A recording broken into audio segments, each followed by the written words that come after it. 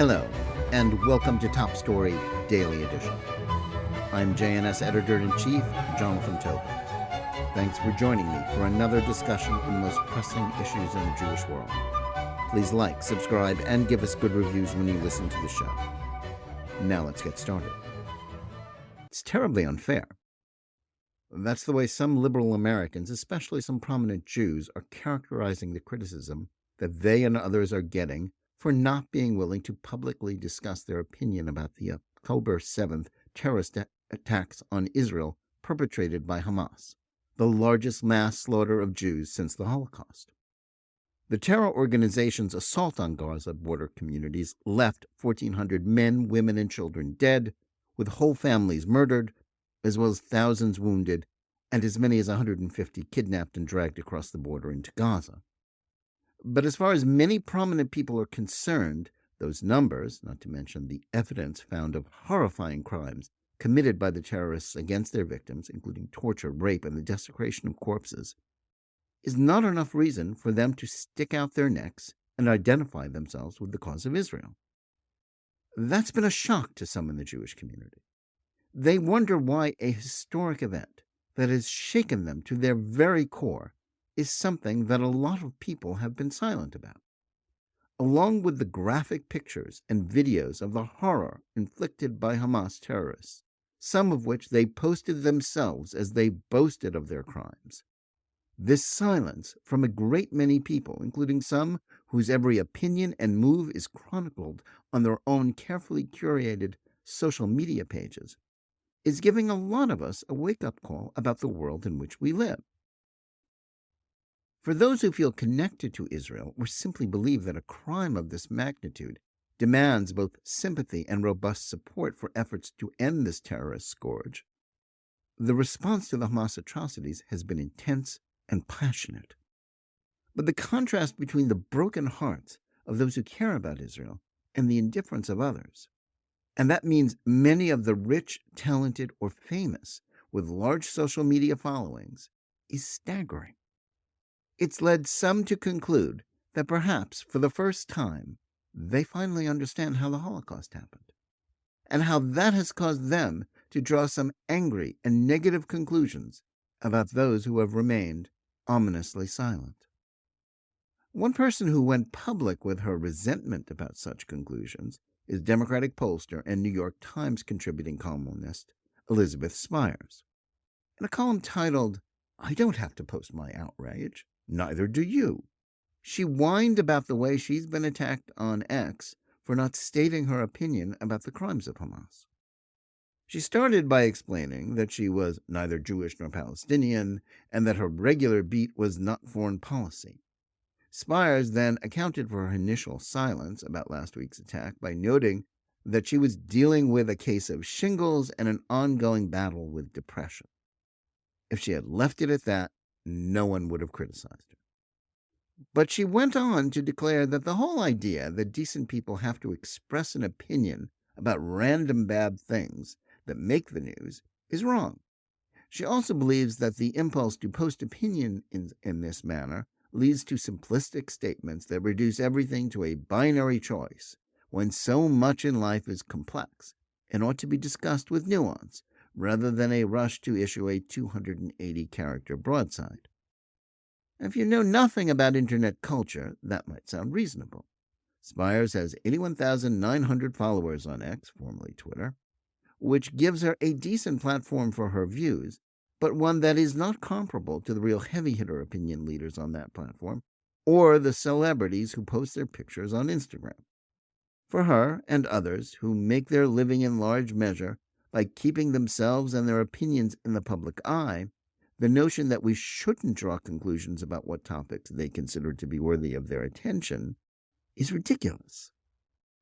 If this is what you do professionally, and virtually everyone in politics, culture, and especially journalism is now something of a slave to social media, the decision about whether or not to post about something in the news is a choice that makes a statement about who you are and what you believe. Any pretense to the contrary is disingenuous. Spires gives away the game by explaining her reluctance to state opinions about the current situation in the Middle East by going on to express her views in great detail. While she thinks that Hamas terrorism is bad, she considers Israeli efforts to isolate the murderers by cutting off their electricity is also wrong. Indeed, she considers just about any effort to deal with the problem militarily to be immoral because of the possible impact on Palestinian civilians, whom she insisted should not be conflated with the Islamist group that has governed them for 16 years and actually enjoys wide popular support. Like it or not, we live in the age when ordinary people, and particularly celebrities with mass followings on platforms like Instagram, Facebook, or X, routinely share their views on just about everything that happens in the world, as well as the minute details of their lives, including detailed photos of what they had for lunch. Just as important, in recent years, social media has come to serve two main functions in our public life. It is, for better or worse, the public square for American democracy. As such, political, social, and cultural arguments are now largely conducted there. Secondly, it's also the venue for indicating not just what you think is important, but how you identify yourself in the cultural and political battles of the day. That's why the clearest sign that a cause is important is if a lot of people change their Facebook profile picture to include a graphic that indicates their opinion about it. That's how you knew that in the summer of 2020, much of America was desperate to make sure everyone knew they believed Black Lives Matter. In 2021, that was replaced by something that reclaimed your vaccination status, and by implication, your disdain for those who chose not to get vaccinated. In the wake of the killing of one man, George Floyd, those who stayed neutral about the BLM movement or refused to black out their social media accounts knew that many of their fellow citizens were prepared to jump to the conclusion that they were racists. The same was true if you let on that you were aware that the widespread belief that police were routinely murdering unarmed African Americans was false, and that however deplorable such incidents were, they were also quite rare. To note the anti-Semitic nature of BLM, or to protest the tearing down of historical statues, was also a fast track to getting canceled. That's the context for those now questioning the way so many celebrities and opinion leaders don't seem to think that the murder of 1,400 Jews or the kidnapping of dozens of little Jewish children is an event about which decent people should have a clear opinion. Before the rise of social media, when only politicians were expected to issue statements about the news of the day, this wouldn't be an issue. But there's no putting that genie back in the bottle. Now, anyone in the public eye, other than those intrepid few who refuse to go on the platforms, is expected to weigh in with posts or stories on the issues that the public cares about. So, the issue isn't whether it's wrong to have an opinion about someone who stays silent about a great moral outrage. The problem is why so many are silent about the slaughter on October 7th. Many in the chattering classes are deeply influenced by toxic ideologies like critical race theory that aid the demonization of Israel, as well as mainstream anti-Semitic attitudes that create a moral equivalence between those who want to slaughter Jews and the efforts of the Jews to oppose those who want to kill them. Not even the crimes of Hamas seem to be enough to demolish the widespread belief that the battle between Israelis and those dedicated to their extinction is merely a dispute about which reasonable people may differ. But there are some issues about which moral clarity is not just called for, but demanded. Jews have a right to feel abandoned when they see those who treated Floyd's death as a reason to take to the streets and tear down statues have nothing to say about 1,400 Jewish corpses and dozens of kidnapped Jewish children.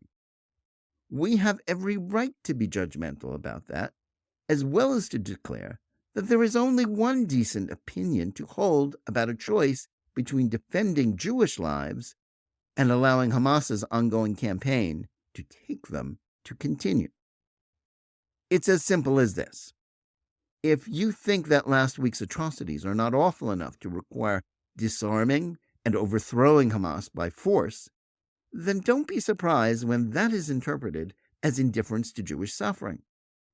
If you aren't moved to tears or fury or even feel obligated to just post an anodyne sentiment about how awful it is that so many innocent Jewish people were brutalized and slaughtered by heartless barbarians, then your virtue signaling about other causes, witty observations about life, and the attractive pictures you might post does say something about you. In fact, it sends the message that perhaps you're not as nice a person as you think you. Thanks for listening. Please remember to tune in every day for Top Story Daily Edition and every week for the full hour-long JNS TV program. Whether you're listening to us on Apple, Google Play, Spotify, or any of the other podcast platforms, or on the JNS YouTube channel, please like and or subscribe to Top Story. Click on the bell for notifications and give us good reviews. Please write to us at editor@jns.org and let us know where you listen or watch the show and what you think about it. And remember, keep reading and thinking for yourself.